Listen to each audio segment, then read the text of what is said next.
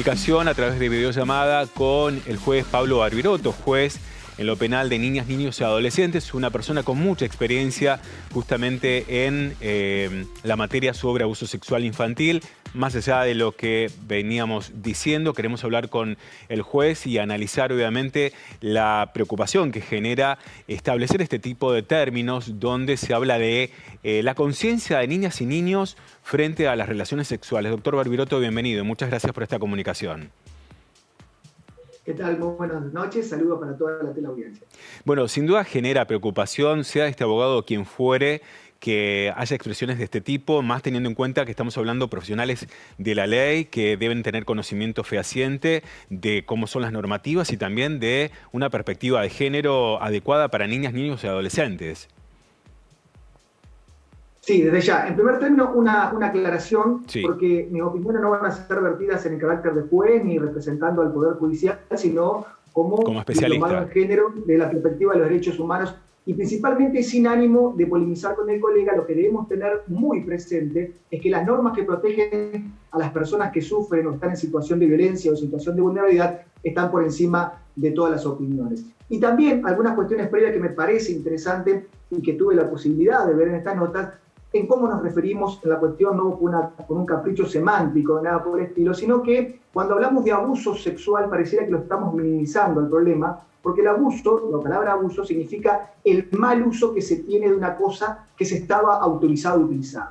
En este caso, básicamente podemos hablar del abuso de drogas, abuso de alcohol o el mal uso de una cosa. Pero esto minimiza la gravedad del problema y por lo tanto me parece que es más correcto empezar a hablar como una violencia sexual, como una agresión sexual básicamente, porque es una de las formas más violentas que puede sufrir una persona, uno de los delitos más graves que tiene nuestro Código Penal. Y el término violencia sexual me parece que denota realmente lo aberrante que es este delito, porque las víctimas de este tipo de hechos sufren un daño que es irreparable a su integridad física, psicológica y moral. Hecha esta aclaración, me parece que es importante hacer referencia a lo que mencionabas, Fernando, respecto a estas cuestiones que tienen que ver con el consentimiento.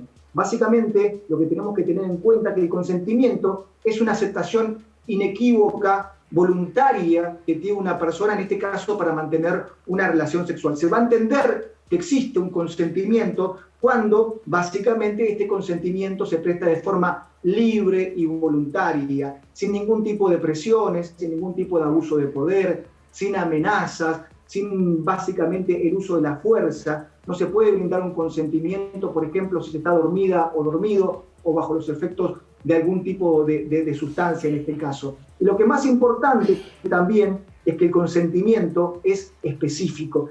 ¿Qué quiero decir con esto? Que una persona o dos personas acuerden mantener relaciones sexuales, por ejemplo, con preservativo, esto no significa que una de las partes se quite el preservativo en el medio de la relación sin avisar a la otra parte. Si se acordó tener relaciones vía penetración, por ejemplo, eso no implica que tenga el acceso o la posibilidad de tener sexo oral, o si se consentió por una vía, por ejemplo, vaginal, no significa que se está autorizado a tener sexo, por ejemplo, anal en este caso. Por lo tanto, es importante entender esta cuestión de la especificidad y también, básicamente, que el consentimiento siempre es reversible y se puede quitar en cualquier momento. Y básicamente entender que el silencio, ¿no?, o la falta de resistencia no es una manifestación de voluntad en este caso. Estos son puntos que me parece que son muy importantes mantener de estas declaraciones. Y por último, también en relación a lo que mencionabas en esta introducción,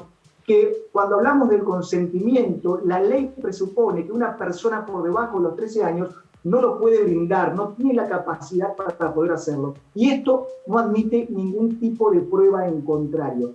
Por debajo de los 13 años no existe o no se puede brindar el consentimiento. Por más que esa persona menor de 13 años con la que se está manteniendo relaciones sexuales no manifieste ningún tipo de rechazo a esa relación sexual. Pero la ley es una presunción, vuelvo a repetir, que no admite ningún tipo de prueba en contrario al respecto, por lo tanto se está cometiendo este tipo de delito ante estas circunstancias. Doctor, usted como especialista justamente en género, en derechos humanos, ¿Cómo observa este tipo de declaraciones, más allá de este abogado en general, en la necesidad de una perspectiva de género y una perspectiva en torno también a la niñez frente a la violencia sexual que usted hacía mención? ¿Cómo observa, digamos, esta falta, evidentemente, de perspectiva, de formación al momento de hablar en medios de comunicación, al momento de expresarse hacia la comunidad? Porque sin dudas, de alguna manera, se va estableciendo un mensaje muy peligroso en torno a no tener en cuenta los derechos y las normativas vigentes y el contexto de una visión de género. Hoy juzgar con perspectiva de género, ejercer la abogacía con perspectiva de género, ya no deja de ser un derecho o una elección, sino que es una obligación que tenemos todos aquellos profesionales de la abogacía, ya sea de la judicatura, de la función judicial o el ejercicio del ejercicio del derecho de defensa, derecho constitucional de defensa. Pero el derecho de defensa no puede ser aplicado sin ningún tipo de restricciones, sino que siempre debemos tener en cuenta también a la víctima del delito. ¿Qué quiero decir con esto?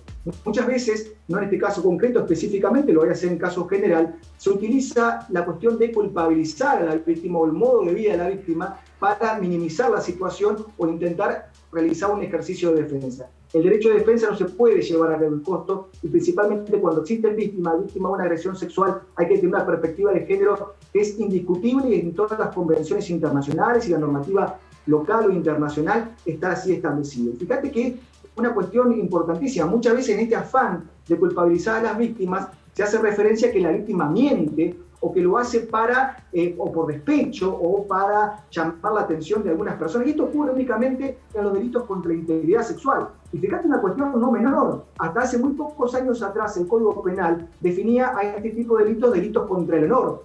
Y no sabíamos muy bien si estábamos hablando del honor de la persona que cometió el delito, de ese hombre que cometió el delito, o de la víctima en todo caso. Parecía que la normativa iba más tendiente a proteger el honor de la persona que había cometido el delito que la propia víctima. ¿Qué quiero decir con esto?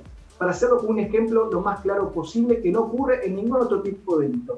Seguramente, si una mujer va caminando por Avenida Ramírez y 25 de mayo a las 10 de la noche y un hombre se acerca y le roba el celular, seguramente cuando va a hacer la denuncia a la policía o la fiscalía no le van a preguntar qué hacía a las 10 de la noche por esa zona, tampoco le van a preguntar cómo estaba vestida o, por ejemplo, si en realidad le entregó el celular a ese hombre y ahora cómo se arrepiente, quiere denunciarlo falsamente, o si lo hace para perjudicarlo al denunciado o para llamar la atención de otras personas. Todas estas cuestiones que te estoy mencionando están presentes en muchísimos de los procesos penales que se siguen por abuso sexual, donde el centro pareciera ser el modo de vida o la vida de la víctima que la del propio victimario o del acusado, donde la mayoría de los casos la prueba se va directamente a una cuestión de intentar preguntar directamente a la víctima o indagar a la víctima, usted le dijo que no, en vez de cambiar este paradigma y ir hacia el imputado y consultarle y preguntarle